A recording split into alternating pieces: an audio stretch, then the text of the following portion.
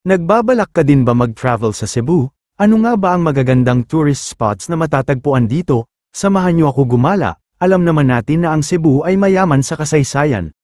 Ang pangalang Cebu ay nakuha galing sa salitang Sugbo, na ibig sabihin ay maglakad sa tubig. Ang Cebu ay tinaguriang Queen City of the South. Ang Cebu ay sagana sa magagandang likas na yaman kaya naman dinarayo ito ng mga banyaga at ng mga lokal. Isa sa mga sikat na lugar na dinadayo sa Cebu ay ang Mualboal kung saan pwede kayo mag-swimming kasama ang mga turtle at sardines, nariyan din ang Coasan Falls. Isa sa pinuntahan namin ang Oslob kung saan pwede mo maka-encounter ang whale shark ng malapitan at makipag-swimming.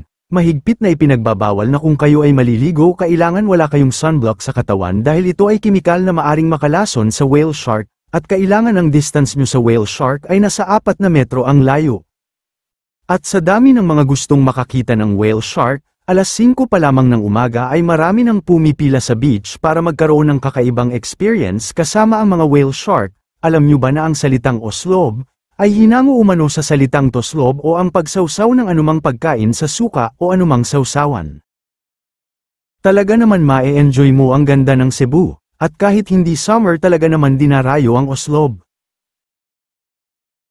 Pagkatapos sa Oslob punta naman tayo dito sa Samboan. From Oslob papuntang Samboan ang biyahe ay umaabot ng mahigit 1 oras. Dito may enjoy mo magagandang tanawin na napapaligiran ng mga puno at halaman. Bago tayo makarating sa Hidden Falls kailangan muna maglakad ng mahigit 15 minuto.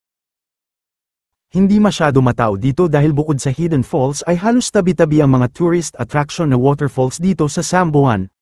Mamimili ka na lang, bukod pa riyan talaga naman may enjoy nyo ang malamig na tubig dahil malinis at malinaw. Dito sa Binalayan Falls or mas kilala sa tawag na Hidden Falls tinatawag ito ng mga foreign tourist na Gatorade pool dahil sa ang tubig ay mala-blue-green ang kulay.